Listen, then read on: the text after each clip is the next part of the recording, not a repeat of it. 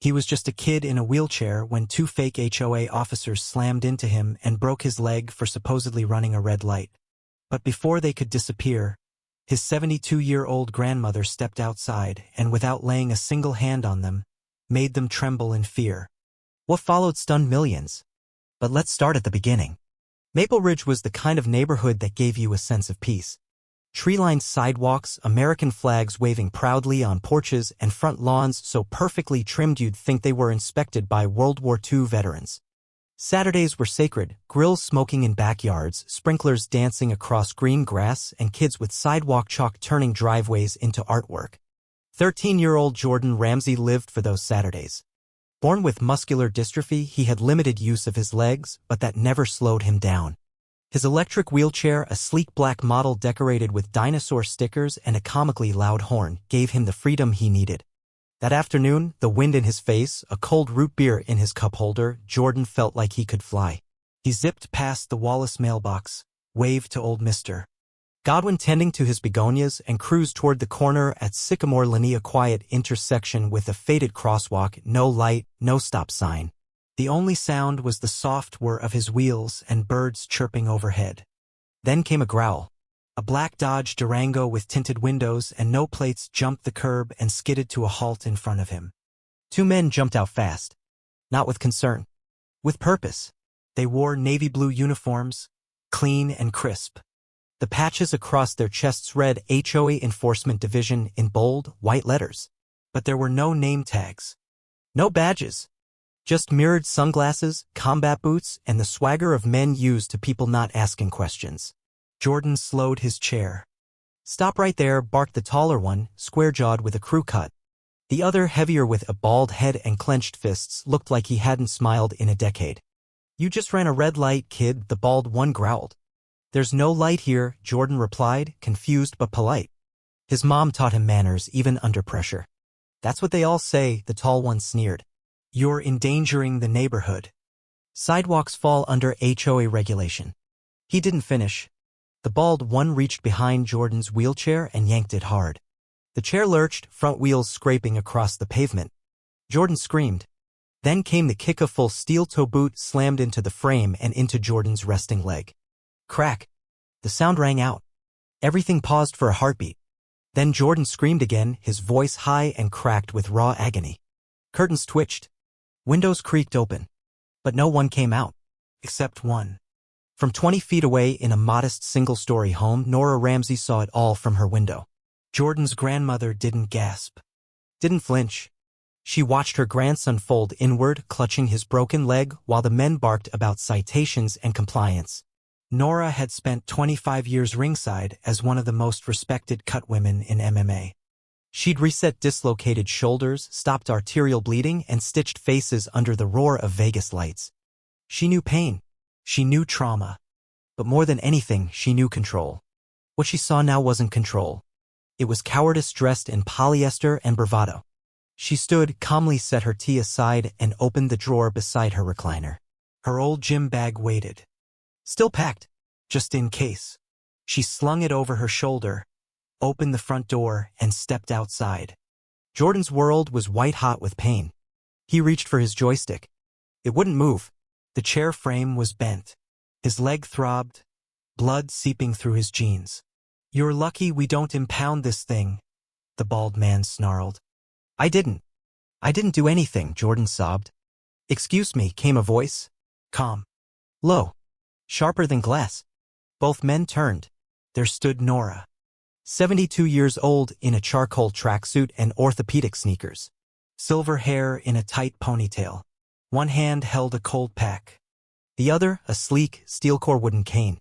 "You just broke my grandson's leg," she said. "We're operating under HOA protocol, ma'am," the tall one said, his tone faltering. "No. You're committing assault." The bald one rolled his eyes. "Back inside, lady." Nora didn't blink. "You ever hear of the submandibular artery?" she asked. They stared at her. "I have. You sever it and a man bleeds out in under 90 seconds. I've stopped that bleed more times than you've tied your boots. Never caused it. Yet." There was no threat in her voice. Just certainty. History. And the men took a step back. Jordan looked up through tears.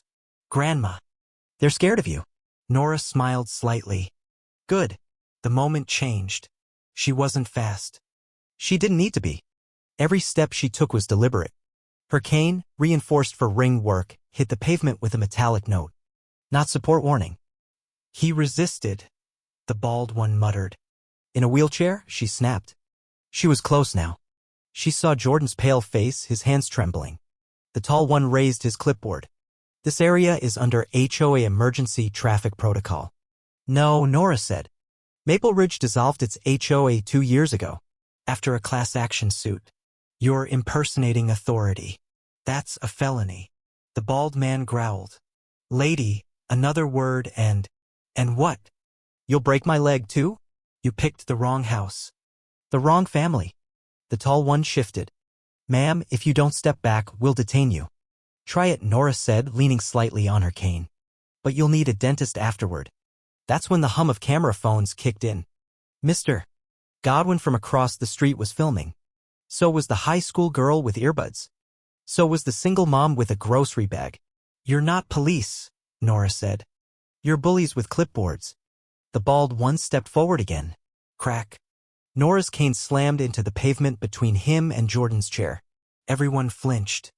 You take one more step, she said, voice flat, and you'll be drinking meals through a straw. That's not a threat. That's a promise. A siren wailed in the distance. The bald one's eyes darted. Tick-tock, Nora added. The tall one looked at his partner. We should go. But it was too late. Blue and red lights flashed at the end of the street. Real officers arrived. Quiet. Professional. Nora stepped aside. He's the victim, she said, pointing to Jordan. They're the suspects. And I suggest someone gets my grandson to a hospital before I start stitching faces. Paramedics rushed to Jordan. Officers demanded IDs. The bald man mumbled something about HOA enforcement. No such entity in this county, the officer said. You're not even licensed security. Show me your credentials. Out came a laminated neighborhood compliance volunteer card. The officer didn't blink. Thought so. Nora nodded. I persuaded them to stay put.